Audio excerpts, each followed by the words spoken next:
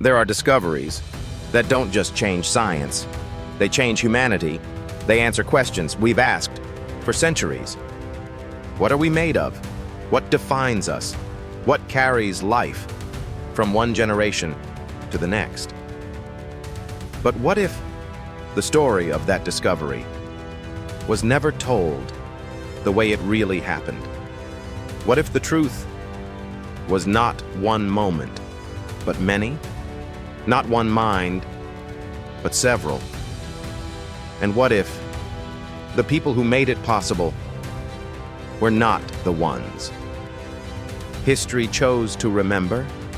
This is Forgotten Minds, where we bring lost stories into the light. And this is the story of DNA. Not just what it is, but how it was discovered, piece by piece, by people the world almost forgot.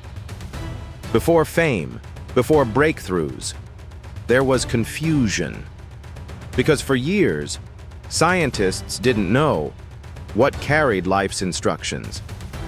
Inside every living cell, there had to be something that decided how we look, how we grow, how we exist. Most believed it was protein. Complex, flexible, powerful. It made sense. DNA? Too simple, too repetitive, too unimportant. So the world looked in the wrong direction until one man decided to question it. He wasn't famous, he wasn't loud, he didn't chase attention.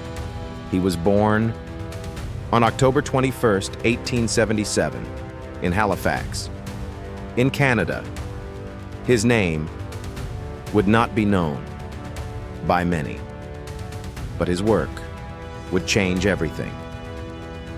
He moved to the United States, dedicating his life to research, quiet work, careful thinking, years of patience, because truth doesn't come easily. He studied bacteria, watched how they changed, how one type could transform into another. Something was carrying information. Something was passing traits between cells. He isolated it, tested it, removed proteins, removed everything else, until only one thing remained: DNA.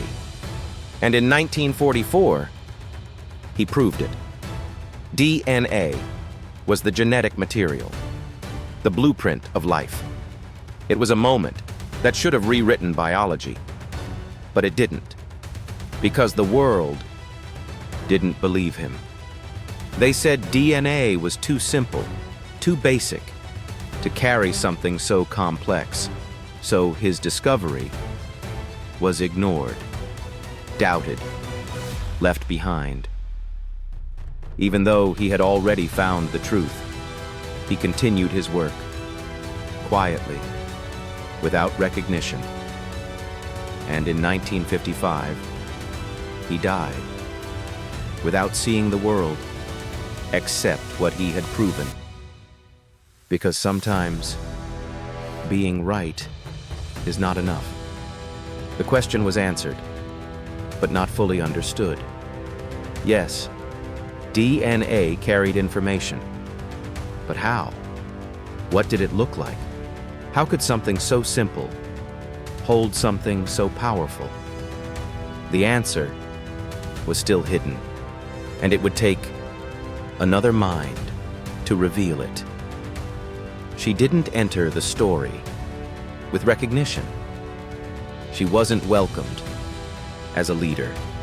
She was born on July 25th, 1920, in London, in United Kingdom.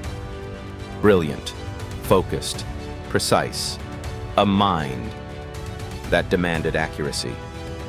She worked with X-rays, studying structures too small to see, capturing patterns hidden in molecules, at a time when science was not equal, where women were often placed in the background. But she didn't stop, because for her, truth mattered more than recognition. She began studying DNA, carefully, methodically, and then she captured something extraordinary, an image known today as Photo 51, a pattern so clear it revealed the truth instantly. DNA was not simple. It was a helix, a spiral, structured, elegant, the answer to how it could carry information. It was the missing piece, the key to understanding life itself. But she didn't rush. She analyzed, verified, wanted certainty.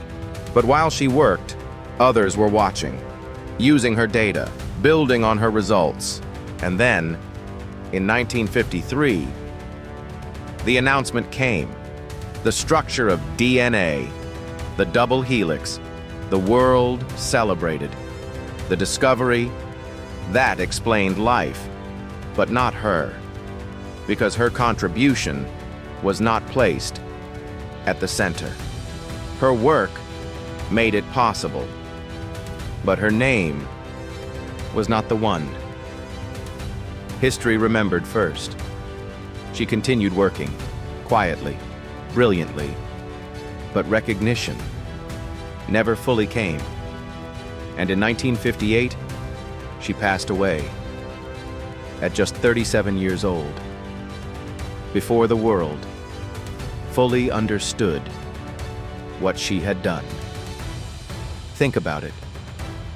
The man who proved DNA carries life's code was ignored. The woman who revealed its structure was overlooked. Two discoveries, two breakthroughs, one truth, built step by step, but remembered in fragments.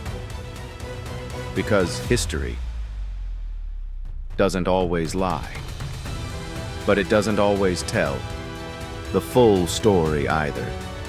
It simplifies, selects, decides what to highlight and what to leave behind. He was the man who proved DNA carries life itself. His name was Oswald Avery, and she was the woman who revealed what that life looks like. Her name was Rosalind Franklin. If this story made you think, if it made you question, if it changed how you see science, then you already understand why stories like this matter. You're watching Forgotten Minds, where the past is more than stories. It's truth uncovered. Like, subscribe, and follow the journey. Details and sources are in the first comment, because what was forgotten still matters.